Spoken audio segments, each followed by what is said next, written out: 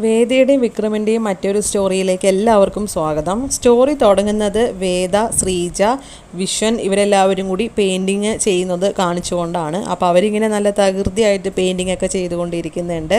പിന്നീട് കാണിക്കുന്നത് നന്ദിനിയും വിനായകനും തമ്മിലുള്ള സംസാരമാണ്. അപ്പോൾ വിനായകൻ അവിടെ ഇരുന്ന് കണക്കൊക്കെ എഴുതുന്നുണ്ടാകും. അപ്പോൾ നന്ദിനി പറയുന്നുണ്ട്, നിങ്ങളിങ്ങനെ ചെറിയ കണക്ക് എഴുതിക്കൊണ്ടിരുന്നോ? ഇവിടെ ഇനിയിപ്പോൾ ശ്രീജേടത്തിയും വിശ്വേട്ടനും ഇനിയിപ്പോൾ വലിയ വലിയ കണക്കുകളായിരിക്കും എഴുതുന്നത്. അവർ ബിസിനസ്സിൻ്റെ കണക്കുകളായിരിക്കും എഴുതുന്നത് എന്നൊക്കെ ഇങ്ങനെ പറയുമ്പോൾ വിനായകൻ ചോദിക്കുന്നുണ്ട്, ബിസിനസ്സോ? എന്ത് ബിസിനസ് എന്ന് പറയുമ്പോൾ നിങ്ങൾ പറഞ്ഞില്ലേ അവർ ബിസിനസ് തുടങ്ങാൻ പോവാണ് എന്നൊക്കെ പറഞ്ഞ് എന്ത് ബിസിനസ്സാണ് തുടങ്ങുന്നത് എന്നൊക്കെ പറഞ്ഞു കൊടുക്കുന്നു.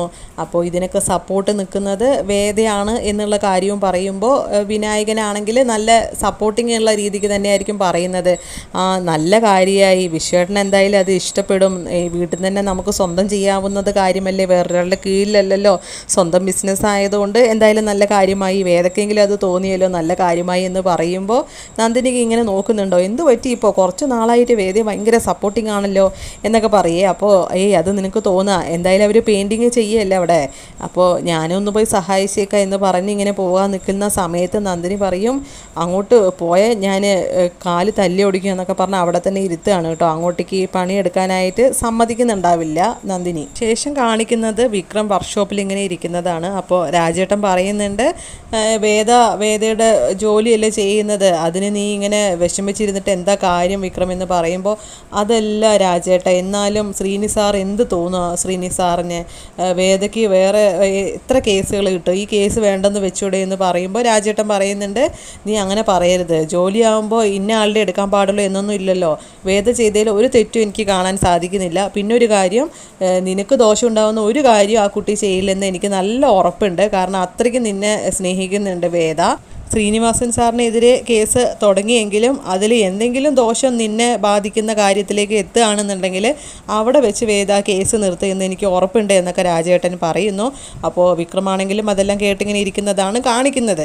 ശേഷം കാണിക്കുന്നത് പെയിൻറ്റിങ് പണി തകൃതിയായി നടക്കുന്നതാണ്. അപ്പോൾ ശ്രീജ പറയുന്നുണ്ട്, ഇത്രയും നാളായിട്ട് ഇങ്ങനെ ആവേശത്തോടെ ജോലി ചെയ്യുന്ന വിശ്വേട്ടനെ ഞാൻ കണ്ടിട്ടില്ല എന്ന് പറയുമ്പോൾ, അത് പിന്നെ എനിക്ക് ഇഷ്ടപ്പെട്ട് ചെയ്യുന്നല്ലേ എന്ന് പറയേ. അപ്പോൾ നമ്മുടെ വേദയാണെങ്കിലും പറയും, അല്ലെങ്കിലും വിശ്വേട്ടന് വിക്രത്തിൻ്റെ കാര്യത്തിന് കുറച്ച് പരിഗണനയും ഇഷ്ടമൊക്കെ ഉണ്ട് എന്ന് പറയുമ്പോൾ, പിന്നെ എൻ്റെ അനിയനല്ലേ, അപ്പോൾ എനിക്ക് പിന്നെ ഇഷ്ടമില്ലാതിരിക്കുമോ, എനിക്കറിയാം എന്താ കാര്യം, ഈ റൂം വൃത്തിയായി കാണണമെന്ന് വിശ്വേട്ടന് ഒരുപാട് ആഗ്രഹിച്ചിരുന്നു, അതുകൊണ്ടല്ലേ ഇത്രയും ആവേശത്തോടെ ചെയ്യുന്നത് എന്നൊക്കെ പറയുകയാണേ.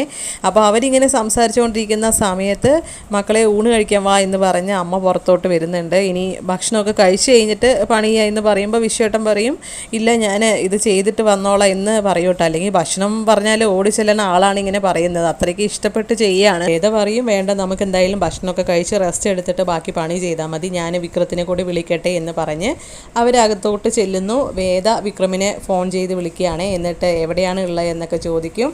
അപ്പോൾ ഭക്ഷണം കഴിക്കാൻ അന്വേഷിച്ചിട്ടുണ്ടായിരുന്നു അച്ഛൻ എന്ന് പറയേ.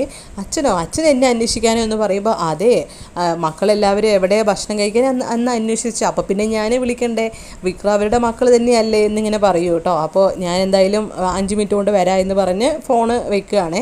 അപ്പോൾ വിക്രം പിന്നെ വീട്ടിലേക്ക് എത്തുന്നതാണ് കാണിക്കുന്നത്. അപ്പോൾ വിക്രം വരുമ്പോൾ വേദ അങ്ങോട്ട് ചെല്ലുന്നുണ്ട്, ഇതാണ് 5 മിനിറ്റ്, 5 മിനിറ്റ് എന്ന് പറഞ്ഞിട്ട് ഇപ്പോൾ അരമണിക്കൂറായി എന്നൊക്കെ പറയേ. നിന്നോട് ആരാ എന്നെ വെയിറ്റ് ചെയ്ത് നിൽക്കാൻ പറഞ്ഞു, നിനക്ക് കഴിച്ചുകൂടായിരുന്നു എന്ന് ചോദിക്കുമ്പോൾ വേദ പറയുന്നുണ്ട്, അല്ലെങ്കിലും കാത്തു നിൽക്കാൻ പറ്റിയ ആൾ ഞാൻ, എനിക്ക് വിശന്നപ്പോൾ കഴിച്ചു എന്ന് പറയൂ കേട്ടോ. അപ്പോൾ വിക്രത്തിൻ്റെ അടുത്ത് പറയും, അങ്ങോട്ടൊന്ന് നോക്കി എന്ന് പറഞ്ഞ് ആ ഒരു പെയിൻറ്റ് ചെയ്ത പുറം ഭാഗമൊക്കെ പെയിൻറ്റിങ് കഴിഞ്ഞിട്ടുണ്ടായിരുന്നു റൂമിൻ്റെ, അങ്ങോട്ട് നോക്കുമെന്ന് പറഞ്ഞ് കാണിച്ചു കൊടുക്കും കേട്ടോ. അപ്പോൾ ഇതാരും ഇതൊക്കെ ചെയ്തതെന്ന് ചോദിക്കുമ്പോൾ, എൻ്റെ മേൽനോട്ടത്തിൽ ശ്രീജ ചേച്ചിയും അതുപോലെ തന്നെ വിശ്വേട്ടനൊക്കെ സഹായിച്ചിട്ടുണ്ടായിരുന്നു എന്ന് പറയൂ കേട്ടോ. അത് മാത്രമല്ല മറ്റേ കോണിപ്പടിയിലുള്ള കുറച്ച് ഫർണിച്ചറും കാര്യങ്ങളൊക്കെ അച്ഛൻ ഇങ്ങോട്ട് മാറ്റി വെച്ചോളാനും പറഞ്ഞിട്ടുണ്ടായിരുന്നു, അച്ഛനും നല്ല സപ്പോർട്ടിങ് ആയിരുന്നു എന്നൊക്കെ പറയുമ്പോൾ വിക്രമിന് സന്തോഷമാകുന്നുണ്ട്. അതുപോലെ തന്നെ നടന്ന കാര്യങ്ങളും എല്ലാം തന്നെ വിക്രത്തിൻ്റെ അടുത്ത് വേദ സംസാരിച്ചുകൊണ്ടിരിക്കുന്ന സമയത്ത് ശ്രീജ വരുന്നുണ്ട്. രണ്ടുപേരും വന്ന് ആഹാരം കഴിച്ച് ഞാൻ വിളമ്പി വെച്ചിട്ടുണ്ട് എന്ന് പറയും. പറയുമ്പോൾ വിക്രം പറയും വേദയോട്, അപ്പോൾ നീയല്ലേ കഴിച്ചു എന്ന് പറഞ്ഞേ. അപ്പോൾ നമ്മുടെ വേദ പറയും, അല്ലെങ്കിലും സ്വാമി കഴിക്കാതെ എങ്ങനെയാണ് ഞാൻ ഉണ്ണുക എന്നൊക്കെ പറഞ്ഞ് ഭയങ്കര നല്ല സ്നേഹത്തോടെ ആയിരിക്കും കേട്ടോ വേദ പറയുന്നേ. എന്നിട്ട് പിന്നെ പറഞ്ഞു, ഇനി വേഗം പെയിൻറ്റിങ് ചെയ്യാൻ ഞങ്ങളെ സഹായിക്കണമെന്ന് പറയുമ്പോൾ, ഇല്ല എനിക്ക് വർക്ക്ഷോപ്പിൽ പോകണമെന്ന് പറയൂ കേട്ടോ. അപ്പോൾ നമ്മുടെ വേദ പറയുന്നുണ്ട്, എന്നാൽ ശരി, എന്തായാലും വൈകിട്ട് 5 മണിയാകുമ്പോഴേക്കും ഇങ്ങോട്ട് എത്തിക്കോണം, എല്ലാ ദിവസവും ഇനി അമ്പലത്തിൽ പോകണം എന്ന് പറയുമ്പോൾ, ഞാനൊന്നും അമ്പലത്തിൽ വരില്ല എന്ന് പറയുമ്പോൾ വേദ പറയുന്നുണ്ട്, ഇത് അച്ഛൻ്റെ തീരുമാനമാണ് എന്ന് പറയുമ്പോൾ ശ്രീജി ഒന്ന് നോക്കൂട്ടോ, കാരണം അച്ഛനല്ല അങ്ങനെ പറഞ്ഞത്.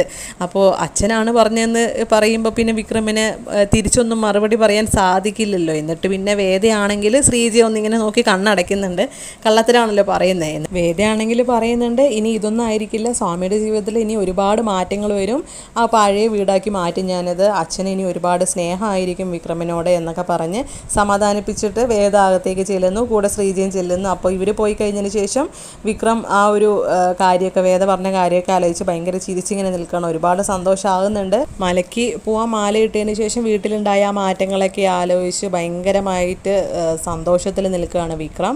പിന്നീട് കാണിക്കുന്നത് ശ്രീകാന്ത് നമ്മുടെ MLA വാസവൻ സാറിനെ കാണുന്ന ഒരു രംഗമാണ് കാണിക്കുന്നത്. അപ്പോൾ അതിൽ ശ്രീകാന്ത് പറയുന്നുണ്ട്, വിക്രത്തിനെതിരെ ശ്രീകാര്യം ശ്രീനിവാസൻ ഒന്നും തന്നെ ചെയ്യുമെന്ന് തോന്നുന്നില്ല, കാരണം അവൻ അത്രയും വലിയ കാര്യമാണ് മറ്റേ ശ്രീനിവാസൻ സാറിനെ എന്നൊക്കെ പറയും. അപ്പോൾ വാസവൻ പറയുന്നുണ്ട്, അയാൾക്ക് കാര്യം ഉണ്ടായിട്ടൊന്നല്ല, അവസാനം അവനെ ഒരു ബലിയാടാക്കും, എപ്പോഴാണോ ശ്രീകാര്യം ശ്രീനിവാസൻ്റെ ഏറ്റവും വലിയൊരു കാര്യം വരുന്നത് ആ സമയത്തായിരിക്കും അവനെ ബലിയാടാക്കുക എന്നൊക്കെ പറഞ്ഞ് വാസവനാണെങ്കിൽ ശ്രീകാര്യം ശ്രീനിവാസൻ്റെ കാര്യങ്ങളൊക്കെ പറയുന്നുണ്ട്. അപ്പോൾ ശരിക്കും കുറേയൊക്കെ സത്യമാണല്ലേ ശ്രീകാര്യം ശ്രീനിവാസനെ പറ്റി പറയുന്നത് വാസവൻ.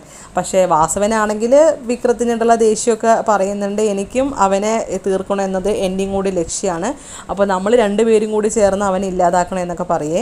അപ്പോൾ ശ്രീകാന്തിൻ്റെ പ്ലാൻ എന്താ എന്നുള്ളത് വാസവൻ പറയുന്നുണ്ട്, നിൻ്റെ പ്ലാൻ എനിക്ക് എന്താണെന്ന് അറിയാം, നിൻ്റെ പേടി വിക്രം എങ്ങാനും അവർ നല്ല സ്നേഹത്തിലായി കഴിഞ്ഞാൽ പിന്നെ വീട്ടിൽ വന്ന് ആ ഒരു ഓഫീസിൽ അവനെങ്ങാനും വന്നിരിക്കുക എന്നൊക്കെയുള്ള ഒരു ഭയമല്ലേ നിൻ്റെ സ്ഥാനം പോകുക എന്നൊക്കെയുള്ള പേടിയല്ലേ നിൻ്റെ എന്ന് പറയുമ്പോൾ ശ്രീകാന്ത് ഒന്നിങ്ങനെ നോക്കുന്നുണ്ട് കേട്ടോ. കാരണം ശ്രീകാന്തിൻ്റെ പേടി അത് തന്നെയാണ്, വിക്രം എങ്ങാനും വീട്ടിലേക്ക് വരുമോ, അവരുടെ എല്ലാ കാര്യങ്ങളിലും പിന്നെ എല്ലാ സ്ഥാനവും കൊടുക്കും എന്നൊക്കെയുള്ള ഒരു ഭയം വിക്രമിനെതിരെ ശ്രീകാന്തിനുണ്ട്. അപ്പോൾ എനിക്കതെല്ലാം മനസ്സിലായി, പക്ഷേ ഞാനിതിൽ നിന്നെ സഹായിച്ചു കഴിഞ്ഞാൽ എനിക്കെന്താണ് ഗുണം എന്നൊക്കെ പറഞ്ഞിങ്ങനെ സംസാരിക്കുന്നുണ്ട്. അപ്പോൾ ശ്രീകാന്ത് ആണെങ്കിലും പറയുന്നുണ്ട്, നമുക്ക് 2 പേർക്ക് കൂടി എന്തെങ്കിലും ചെയ്യണം എന്നുള്ള കാര്യങ്ങളൊക്കെ അവർ പ്ലാൻ ചെയ്യുന്നതാണ് കാണിക്കുന്നത്. ശേഷം കാണിക്കുന്നത് വിക്രവും അവരെ പെയിൻറ്റിങ്ങിന് സഹായിക്കുന്നതാണ്. അപ്പോൾ ഇങ്ങനെ പെയിൻറ്റിങ് ചെയ്തുകൊണ്ടിരിക്കുന്ന സമയത്ത് ശ്രീജി പറയുന്നുണ്ട്, ഞാൻ ഈ നിലമൊക്കെ ഒന്ന് അടിച്ച് കഴുകട്ടെ എന്ന് ചോദിക്കുമ്പോൾ വേദ പറയും, വേണ്ട, ശ്രീജി എടുത്ത് ചെയ്യേണ്ട, അത് നന്ദിനി എടുത്തിക്കൊണ്ട് നമുക്ക് ചെയ്യിക്കുക എന്ന് പറയുമ്പോൾ, വേണ്ട, നന്ദിനി ഒന്നും ചെയ്യില്ല വേദ എന്ന് പറയുമ്പോൾ, അതൊക്കെ വഴിയുണ്ട്, ഞാനത് കാണിച്ചു തരാം എന്ന് പറഞ്ഞ് വേദ അവിടെ ചെല്ലുന്നുണ്ട് കേട്ടോ. അപ്പോൾ അവിടെ നോക്കുമ്പോൾ വിനായകൻ പേപ്പർ വായിക്കുന്നുണ്ടാവും. വിനായകൻ്റെ അടുത്ത് ഇങ്ങനെ ചെന്നിട്ട് ഇങ്ങനെ സംസാരിക്കുമ്പോൾ അകത്ത് നന്ദിനി അത് കാണുന്നുണ്ടാവും കേട്ടോ. എന്നിട്ട് അവർ സ്വകാര്യമായിരിക്കും പറയുന്നത്. അപ്പോൾ നന്ദിനി ഇങ്ങനെ ഒളിഞ്ഞ് നോക്കുന്നൊക്കെ ഉണ്ട്, അവരെന്താണ് സംസാരിക്കുന്നത് വേദയും വിനായകനെന്ന് നോക്കാൻ വേണ്ടിയിട്ട്. അപ്പോൾ വേദയാണെങ്കിൽ വിനായകനെ പഴയ കാര്യമൊക്കെ പറഞ്ഞ് ഭീഷണിപ്പെടുത്തുന്ന പോലെയാണ് സംസാരിക്കുന്നത്. ഞാൻ ചില കാര്യങ്ങളൊക്കെ പറയേണ്ടി വരും, അല്ലെങ്കിൽ നന്ദിനി എഴുതിക്കൊണ്ട് അവിടെ ഒന്ന് അടിച്ചു വാരാൻ പറയണമെന്ന് പറയുമ്പോൾ, അത്രയില്ലുള്ളൂ, ഞാൻ അടിച്ചു വാരിപ്പിച്ചോളാം എന്ന് പറഞ്ഞ് വേദ പറയുന്നത് കേൾക്കുകയാണ് കേട്ടോ. അപ്പോൾ നന്ദിനി ഇങ്ങ് വന്നേ, അവിടെ റൂമൊന്ന് അടിച്ചു വാരി കൊടുത്തേ എന്നിങ്ങനെ പറയൂ കേട്ടോ. അപ്പോൾ നന്ദിനി പറയും, കൊള്ളാം, നീ അപ്പോൾ ഇതായിരുന്നല്ലേ സംസാരിച്ചത് വിനായകൻ ചേട്ടൻ്റെ അടുത്ത്, എന്ത് വന്നാലും ശരി ഞാൻ അടിച്ചു വാരില്ല എന്ന വാശിയിലാണ് നന്ദിനി. അപ്പോൾ വേദ ഇങ്ങനെ നോക്കുന്നുണ്ട് അത് പറയുമ്പോൾ. വേദയെ കാണിച്ചുകൊണ്ടാണ് ഇന്നത്തെ സ്റ്റോറി അവസാനിക്കുന്നത്. അപ്പോൾ നാളത്തെ സ്റ്റോറി അടിപൊളിയാണ്. അപ്പോൾ വേദ വിക്രം ഇങ്ങനെ ഇരുന്ന് സംസാരിക്കുന്നതും അവരുടെ സ്നേഹ സംസാരങ്ങളും കാര്യങ്ങളൊക്കെയാണ്. നല്ല ത്രില്ലിംഗ് ആയിട്ടുള്ളൊരു സ്റ്റോറി ആയിരിക്കും നാളെ. അപ്പോൾ വേദയാണെങ്കിലും വിക്രമിന് ഉറപ്പ് കൊടുക്കുന്നുണ്ട്, ഈ മണ്ഡലകാലം കഴിയുമ്പോഴേക്കും അച്ഛനും മകനും ഒന്നായിരിക്കും എന്ന് എനിക്ക് ഉറപ്പുണ്ട് എന്നൊക്കെ പറയുമ്പോൾ വിക്രത്തിനാണെങ്കിലും ഒരുപാട് സന്തോഷമാകുന്നുണ്ട്. അപ്പോൾ നല്ലൊരു ത്രില്ലിംഗ് ആയിട്ടുള്ള സ്റ്റോറി ആയിട്ട് ഞാൻ വരുന്നതായിരിക്കും.